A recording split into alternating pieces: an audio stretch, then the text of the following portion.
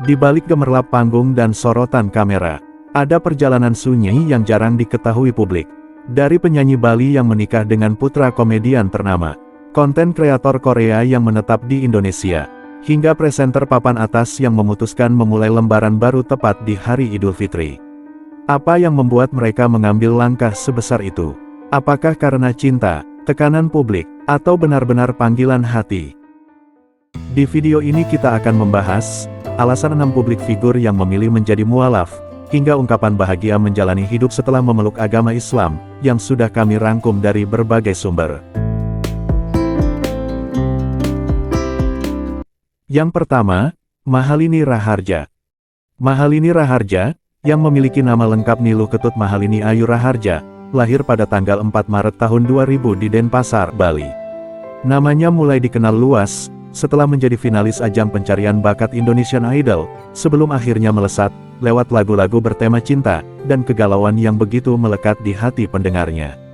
Dia adalah anak ketiga dari pasangan I Gede Suraharja dan Ni Nyoman Srini.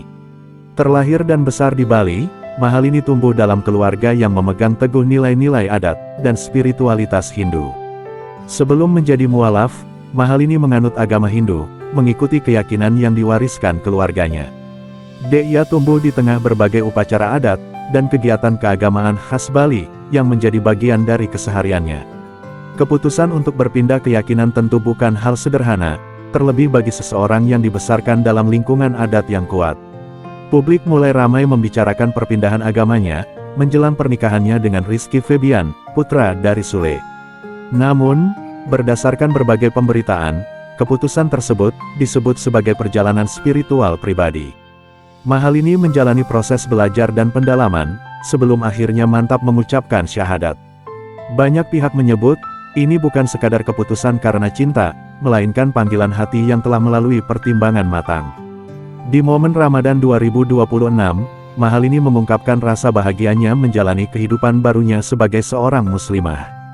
Dalam ungkapan yang menyentuh, dia menyampaikan, "Perjalanan ini bukan tentang siapa yang saya cintai, tapi tentang apa yang saya yakini. Saya menemukan ketenangan baru, dan saya memilih jalan ini dengan kesadaran penuh." Sebuah perjalanan spiritual yang penuh makna, dan menjadi babak baru dalam kehidupan sang penyanyi.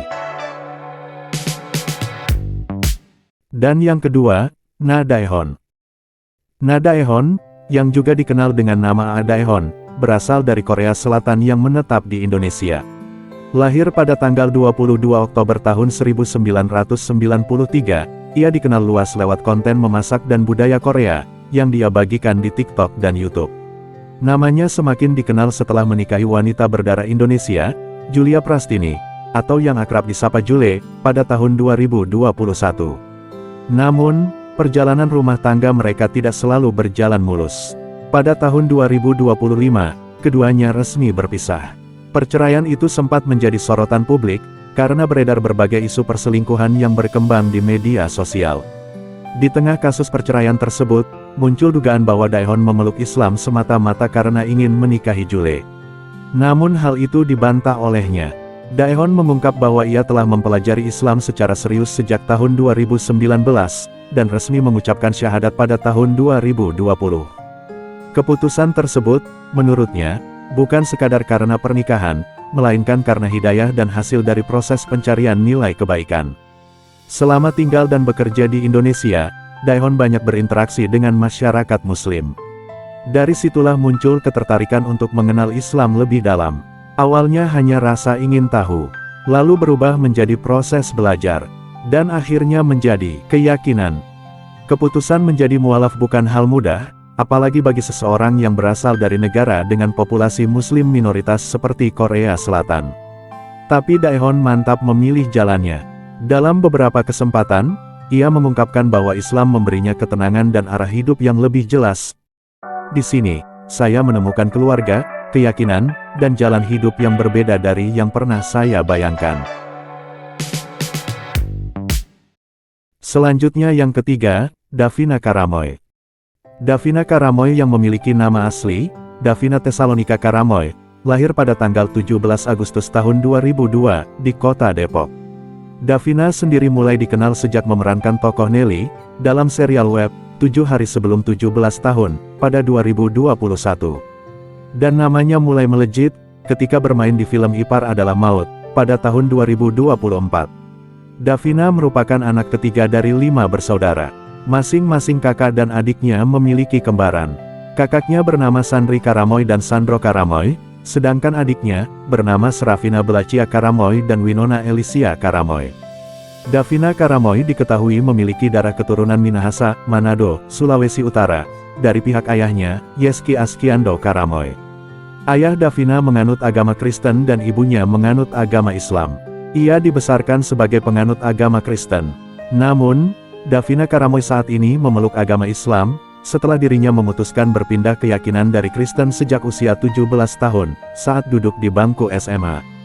Keputusannya menjadi mualaf didasari pengalaman spiritual, yaitu sembuh dari sakit demam tinggi, dan merasa tenang usai membaca surat Al-Isra, ayat 44-46 yang disarankan ibunya. Ia merasa doanya lebih dikabulkan setelah memeluk Islam saat sakit. Meskipun sudah mualaf, Davina menyatakan masih belajar, dan belum memutuskan untuk berhijab, karena ingin memantapkan hati terlebih dahulu. Davina hingga kini aktif mengikuti kajian agama, untuk memperdalam pemahamannya sebagai seorang mualaf. Yang keempat, Celine Evangelista. Celine Evangelista Monica Maureen Ricky, lahir pada tanggal 2 April tahun 1992, dikenal sebagai pemeran, presenter, penyanyi, sekaligus model Indonesia. Karirnya di dunia hiburan sudah dimulai sejak usia muda, dan namanya terus bertahan hingga kini. Dalam kehidupan pribadinya, Celine tercatat pernah menikah 2 kali. Mantan suami pertamanya adalah Dirli Dev Sompi, yang dikenal juga sebagai Dirli Idol. Kemudian ia menikah dengan aktor Stefan William, sebelum akhirnya berpisah. Celine berasal dari keluarga yang memiliki latar belakang keyakinan yang beragam. Ibundanya, Vincentia Nurul, diketahui menjadi mualaf pada tahun 2017. Keluarga Celine dikenal memiliki suasana yang toleran, dengan anggota keluarga yang memeluk Islam maupun Kristen. Bahkan, kakek buyutnya diketahui merupakan seorang tokoh Muslim. Perjalanan spiritual Celine sendiri menjadi sorotan publik ketika pada tanggal 13 Maret tahun 2025, ia resmi mengumumkan dirinya telah memeluk agama Islam melalui unggahan video di Instagram. Tak lama setelah itu, ia juga menjalankan ibadah umroh perdananya. Celine menegaskan bahwa keputusannya menjadi mualaf bukan karena paksaan siapapun, melainkan karena keyakinan yang telah ia pelajari sejak 2017. Sebuah proses panjang yang akhirnya membawanya pada keputusan besar dalam hidupnya. Setelah menjadi mualaf, Celine menyampaikan keinginannya untuk fokus memperbaiki diri dan mendalami ajaran Islam. Ia juga meminta agar masa lalunya tidak lagi diungkit, karena ia ingin melangkah ke depan dengan perjalanan spiritual yang baru. Di tahun 2026, Celine kembali menjalankan ibadah umroh di Tanah Suci Mekah bersama anak-anaknya. Momen tersebut ia bagikan melalui media sosial, disertai ungkapan yang menyentuh hati. Ia menuliskan, "Setiap kali kaki ini kembali mengelilingi rumahmu, aku sadar, aku datang bukan karena aku suci, tapi karena aku selalu butuh ampunanmu." Dia melanjutkan doanya dengan tulus. "Ya Allah, aku sering jatuh, sering lelah, tapi aku tidak ingin berhenti pulang. Jika Engkau izinkan aku kembali ke sini lagi, itu karena Engkau belum lelah memperbaiki hamba-Mu." Ungkapan tersebut menuai banyak doa dan dukungan dari warganet. Yang kelima, Ruben Onsu. Ruben Samuel Onsu, atau yang lebih dikenal sebagai Ruben Onsu, lahir pada tanggal 15 Agustus tahun 1983. Dia dikenal sebagai pemeran, penyanyi, pengusaha, komedian, kreator digital, sekaligus presenter papan atas Indonesia. Namanya mulai dikenal luas sejak akhir 1990-an, dan hingga kini Ruben tetap menjadi salah satu figur hiburan paling konsisten di layar televisi nasional. Ruben lahir dari keluarga dengan latar belakang yang beragam. Ayahnya, Yohanes Abraham Onsu, dan ibunya, Helmiah Chalifah, membesarkannya bersama 2 saudara lainnya. Ia merupakan anak kedua dari 3 bersaudara, dengan kakak bernama Ripka Samaria dan adik, Jordi Onsu. Dari garis keturunan, Ruben mewarisi darah Tionghoa Minahasa dari pihak ayah, dan darah Arab dari pihak ibu. Dalam kehidupan pribadinya, Ruben menikah dengan Sarwendah, mantan anggota grup vokal Cherrybelle, pada tanggal 22 Oktober tahun 2013 di Bali. Dari pernikahan tersebut, mereka dikaruniai 2 anak kandung, Thalia Putri Onsu dan Tania Putri Onsu.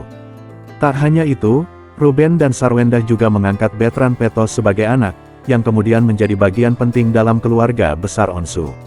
Namun perjalanan rumah tangga mereka tidak selalu berjalan mulus. Pada September tahun 2024, Pengadilan Negeri Jakarta Selatan resmi menetapkan perceraian Ruben dan Sarwendah. Perjalanan hidup Ruben kembali menjadi sorotan publik pada tanggal 31 Maret tahun 2025, bertepatan dengan perayaan Idul Fitri. Ia mengumumkan bahwa dirinya resmi memeluk agama Islam. Sebelumnya Ruben dikenal sebagai penganut Kristen. Keputusan tersebut ia sampaikan melalui media sosial dan langsung mendapat perhatian luas. Proses pembacaan 2 kalimat syahadat dilakukan dengan bimbingan Habib Utsman bin Yahya di Jakarta. Setelah resmi menjadi mualaf, Ruben menjalani salat Idul Fitri pertamanya bersama sahabat dekatnya, Ivan Gunawan, di Masjid Fathahillah, Kompleks Mabat 124 Rempoa, Jakarta Selatan.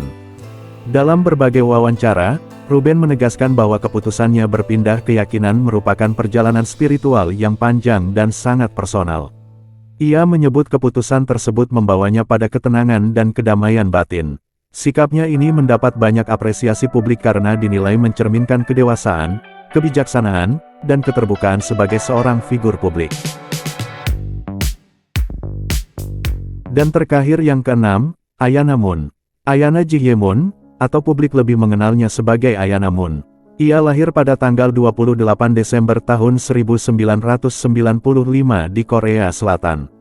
Sosoknya dikenal sebagai artis, model muslimah, sekaligus figur publik, yang perjalanan spiritualnya menginspirasi banyak orang. Ayana tumbuh dalam lingkungan keluarganya, yang dikenal aktif, dan tertarik pada isu-isu politik. Ayah Ayana dikenal konservatif, sementara ibunya memiliki pemikiran yang lebih liberal. Secara fisik, Ayana disebut sangat mirip dengan ayahnya. Keduanya memiliki mata besar, yang sering dianggap berbeda dari gambaran umum kecantikan khas Korea. Namun perjalanan hidup Ayana tidak berhenti di sana. Ia tumbuh dalam keluarga yang tidak memiliki latar belakang agama tertentu. Islam bukan bagian dari tradisi keluarganya. Meski begitu, sejak usia sekitar 8 hingga 9 tahun, ia mulai mengenal budaya Timur Tengah, melalui cerita sang kakek. Dari situlah rasa penasarannya tumbuh. Rasa ingin tahu itu berubah menjadi pencarian yang mendalam. Selama kurang lebih 9 tahun, Ayana mempelajari budaya Timur Tengah dan ajaran Islam. Ia membaca, mencari, dan mencoba memahami nilai-nilai yang sebelumnya terasa asing baginya. Hingga akhirnya, saat duduk di bangku SMA, ia mengambil keputusan besar dalam hidupnya, yaitu memeluk agama Islam. Keputusan itu bukan tanpa konsekuensi. Ayana mengaku sempat merasakan masa-masa terendah, kesepian, bahkan harus melepaskan kenyamanan yang sebelumnya ia miliki. Namun di balik semua ujian tersebut, ia justru menemukan sesuatu yang tidak pernah ia rasakan sebelumnya. Ketenangan, rasa syukur, dan kepercayaan diri sebagai seorang muslimah. Menurutnya, masuk Islam adalah keputusan terbaik dalam hidupnya. Ia merasa menemukan kedamaian yang tak tergantikan. Kisah perjalanan spiritualnya kemudian ia tuangkan dalam sebuah buku berjudul Ayana Journey to Islam, yang menceritakan proses pencarian, pergulatan batin, hingga keyakinannya dalam memeluk Islam.